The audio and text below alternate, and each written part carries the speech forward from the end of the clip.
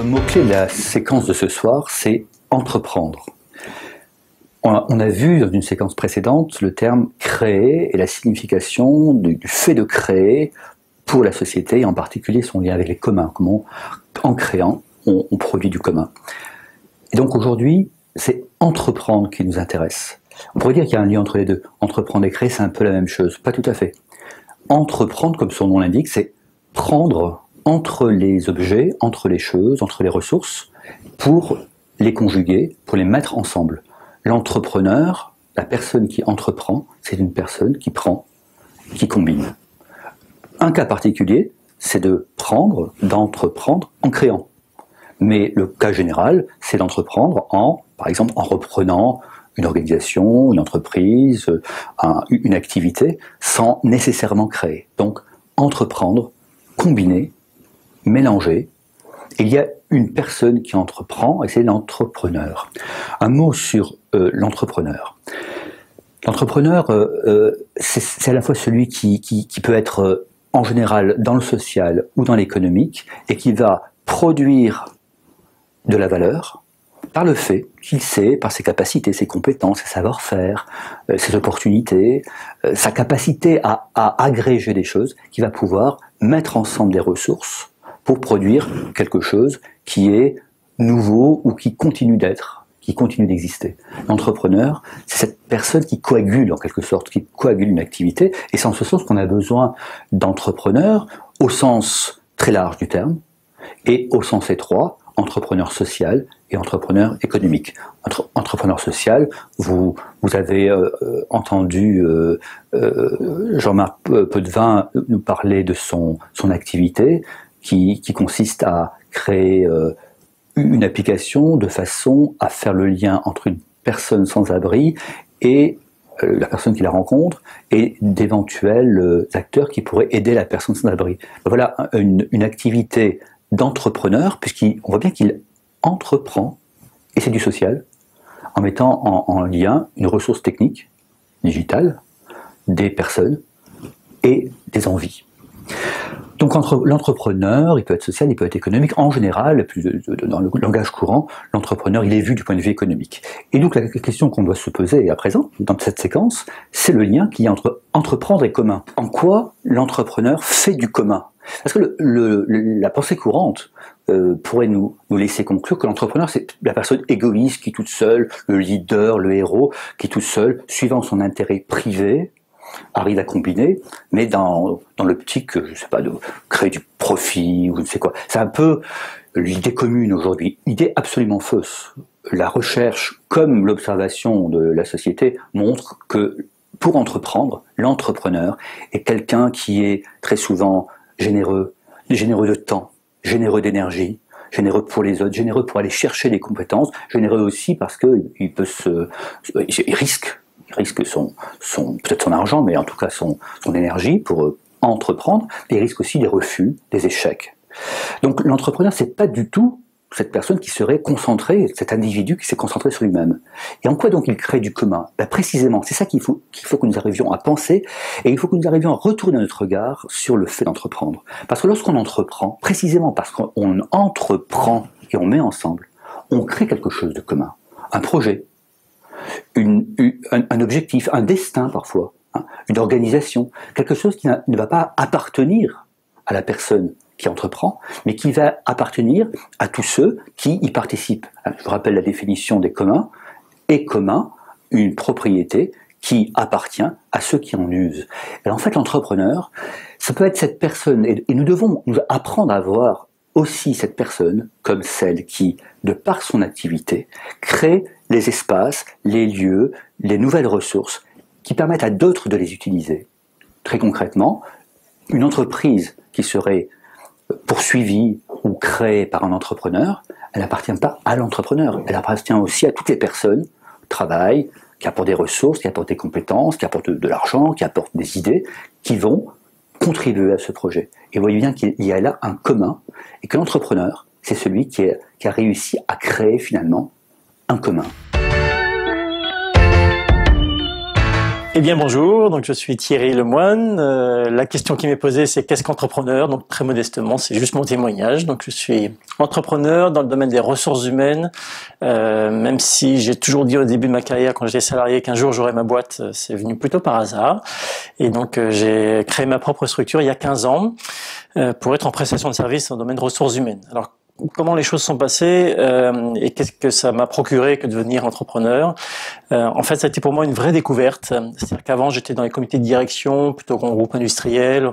On maniait des millions, on parlait des clients, on parlait de difficultés, on parlait de réussite. Mais tout ça, ça m'était finalement assez étranger. Et quand j'ai commencé à me mettre donc dans ma propre activité, j'ai découvert ce que c'était qu'un client satisfait ou pas satisfait. Les millions et tous les chiffres qui allaient avec se sont réduits, mais du coup ils avaient beaucoup plus d'impact pour moi. Donc une prise de conscience de la réalité de ce que c'était que la réalité économique, financière, ce que c'était que des salariés aussi quand j'ai dû embaucher du monde. Et puis c'est surtout pour moi aussi la découverte d'une autre forme de relation. C'est-à-dire que être entrepreneur, ce n'est pas dépendre de quelqu'un qui attend des choses de vous-même dans une logique de subordination, mais c'est d'être dans une prestation et dans un service client avec une relation que j'ai découverte être finalement d'un pied d'égalité, d'être égal en train de définir une collaboration qui a du sens et qui peut apporter par rapport à un client. Pour moi, ça a été une découverte qui m'a vraiment ouvert les esprits en me disant mais en fait c'est d'être entrepreneur, c'est juste génial. Il faudrait qu'on imagine un système où les salariés soient entrepreneurs de leurs propres compétences finalement, qu'il puisse y avoir une sorte de rétablissement de cette relation d'égal à égal au sein d'une entreprise, tellement je trouve que ça ouvre des perspectives de collaboration qui sont bien plus respectueuses quand on est dans ce mode de relation commerciale et non pas dans ce mode de relation salariale. Voilà, c'était ma première découverte. Et puis ensuite, comme ma vocation dans le domaine de mes prestations, c'était d'accompagner des dirigeants d'entreprise, j'ai été amené à rencontrer beaucoup de dirigeants d'entreprises très différents. Et là, ça a été une grosse surprise pour moi. Je croyais qu'il y avait un profil type d'entrepreneur, qu'il y avait forcément un guide et un modèle sur lequel il fallait qu'on se conforme pour être performant. J'ai vu qu'il pouvait y avoir des petits, des grands, des innovants, des audacieux, des timides, des repreneurs, des créateurs, enfin plein de profils, plein d'approches financières, approches différentes, avec certains des approches financières, d'autres des approches humaines, des approches produits, enfin voilà. Et ça m'a vraiment enthousiasmé de voir qu'il n'y a pas un seul modèle d'entrepreneur, mais qu'il y a une pluralité d'entrepreneurs.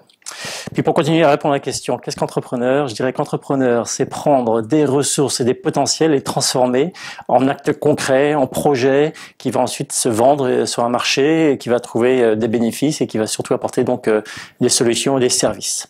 Voilà. Et puis peut-être pour terminer, je dirais qu'entrepreneur, si je devais rebaptiser le mot, je préfère dire que c'est entre-donneur, parce que je trouve qu'il y a une forme de don dans cette aventure-là.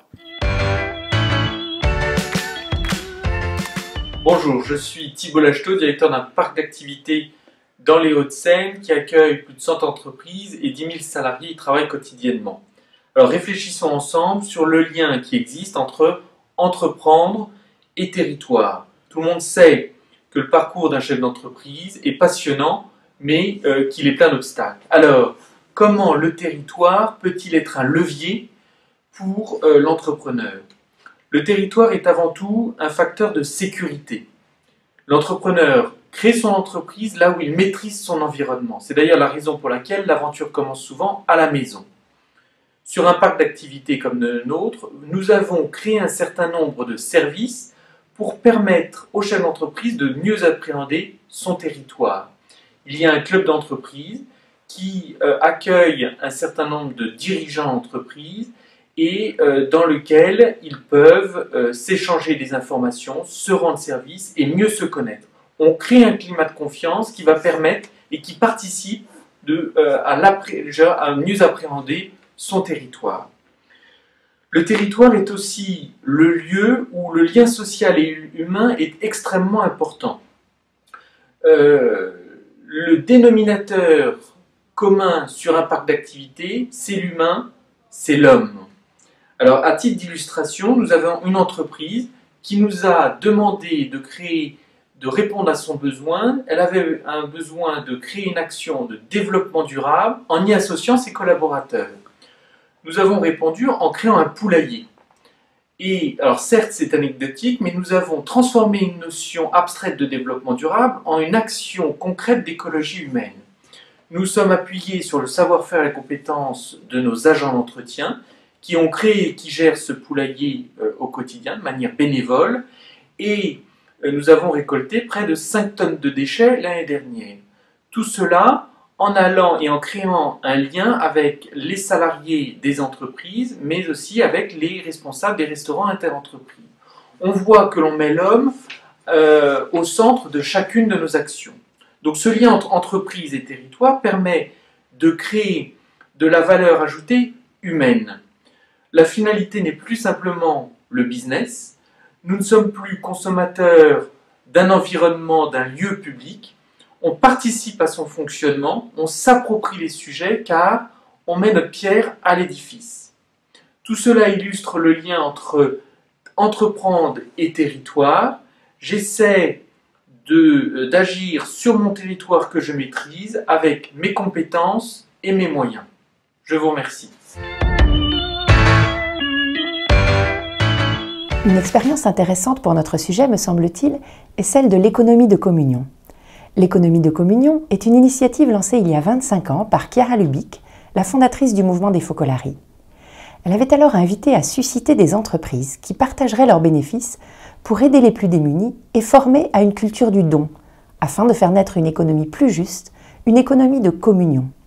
Elle avait en effet la conviction que si dans notre monde si développé, il reste encore tant de pauvreté et d'inégalité, c'est que notre humanité est malade de relations, d'un manque de fraternité, notamment sur le plan économique. D'où son invitation à remettre la communion avec les plus démunis au cœur même du projet de l'entreprise. Les chefs d'entreprise qui se sont engagés dans cette aventure ont progressivement compris que les bénéfices qu'ils étaient éventuellement en mesure de partager n'étaient en fait que la pointe de l'iceberg. L'économie de communion résonnait en eux comme une invitation à repenser la manière dont ils partageaient la valeur à toutes les étapes de sa création. Il était évident en effet que leur désir de partager ne pouvait se faire au détriment de leurs clients, de leurs fournisseurs, de leurs salariés ou de l'environnement. Mais il fallait aller plus loin. Lorsque je fixe un salaire, selon quels critères je décide quelle part de la valeur accorder à mes salariés qui ont contribué à la créer? Lorsque je fixe un prix ou que je négocie un contrat, quelle part de la valeur suis-je prêt à accorder à mes clients ou à mes fournisseurs? Quelle part de la valeur suis-je prêt à sacrifier pour investir dans des modes de production plus respectueux de l'environnement, y compris lorsque mes concurrents ne le font pas? Autant de questions quotidiennes pour un chef d'entreprise et qui ont une incidence majeure sur le résultat final. Le fait de se donner pour perspective la communion oblige à replacer constamment dans sa ligne de mire l'autre, celui que je côtoie, avec qui j'interagis au quotidien, mais aussi l'exclu à l'autre bout du monde. Cette perspective a amené les chefs d'entreprise engagés dans l'économie de communion à un questionnement radical. À qui appartient finalement mon entreprise? À qui appartient la valeur créée dès lors que tous y contribuent de différentes manières? Si le résultat n'est jamais garanti par la bonne volonté de tous, il dépend cependant de la contribution de chacun. Le chef d'entreprise, comme tout manager d'ailleurs, sait bien que sa réussite est toujours incertaine parce qu'elle dépend toujours, au moins en partie, des autres, de leur bonne volonté, de leur engagement, de leur disposition à coopérer, de la confiance qui se construit et qui peut à tout moment être trahie. Il sait qu'il n'a finalement aucune prise quasiment sur la contribution des autres, car cela ne peut être qu'un don, que quelque chose que chacun décide librement de donner. Les contrats, bien sûr, viennent encadrer la relation le plus souvent, mais jamais il ne suffit si chacun ne donne pas du sien. L'entreprise est dès lors un bien commun, extrêmement fragile, mais aussi infiniment précieux. Et comme tous les biens communs, il est nécessaire d'en prendre tous soin. Lorsqu'un chef d'entreprise engagé dans l'économie de communion se pose la question de ce qu'il va être en mesure de partager pour les plus démunis, il ne peut pas ne pas se poser aussi et d'abord la question de comment il partage la valeur créée avec tous ceux qui ont contribué à la produire. Il ne peut pas ne pas se demander si finalement ce qu'il donne n'a pas été produit au détriment de ceux-là même qu'il a mis au cœur de son projet, les exclus, les plus démunis. Il ne peut pas ne pas se demander si finalement la valeur créée ne leur appartient pas déjà de droit, car nombre des ressources qu'il utilise pour son activité sont finalement des biens qui appartiennent à l'humanité tout entière, qu'il s'agisse de ressources naturelles ou de connaissances, de savoir-faire humain ou technique. Ces questions ne sont en rien spécifiques à l'économie de communion, mais ceux qui se sont engagés dans ce projet nous rappellent par leur expérience qu'explorer des réponses à ces questions fondamentales est une responsabilité que nous avons tous en commun. Je suis heureux de vous présenter un témoignage sur ma vie d'entrepreneur. J'ai 52 ans, j'ai créé Etifinance, une société coopérative qui se consacre justement aux enjeux du développement durable, insuffler plus d'humain dans le capital, dans la finance, afin que celle-ci remette un peu l'homme au centre de ses projets. Alors pourquoi j'ai créé ce projet, cette entreprise? C'est d'abord par souci de rééquilibrer le monde autour de ses parties prenantes. J'ai trop vécu le biais d'une finance, le biais d'un projet d'entreprise où l'on privilégie trop l'actionnaire. C'est ce que j'ai fait pendant quelques décennies avant de créer Etifinance, et là j'ai voulu mettre la personne humaine au centre. Dans la finalité, c'est-à-dire aujourd'hui c'est transformer la finance, c'est ambitieux, on veut mettre plus d'humains là-dedans afin qu'elle serve justement les hommes et les femmes de cette planète, tout en respectant l'environnement, en étant transparente dans la gouvernance. On a voulu aussi, dans cette société coopérative chez Etifinance, associer l'ensemble des parties prenantes à notre projet. C'est ainsi que dans le capital d'Etifinance, les salariés, les fournisseurs, les clients sont associés au projet. Très concrètement, ça veut dire quoi? Ça veut dire qu'ensemble, on est tous dans le même bateau et on va définir le cap que l'on veut atteindre. C'est-à-dire la stratégie, le cap, c'est pas donné uniquement par le DG, le patron, c'est une équipe qui le définit. Donc chacun prend une part de responsabilité sur les études de marché, sur les produits qui pourraient intéresser nos clients justement dans la finance, et c'est lui qui va devoir rendre compte à la communauté sur le projet qu'on lui a confié. Donc il y a une notion très forte de responsabilisation et de confiance très rapide dès le départ chez Etifinance.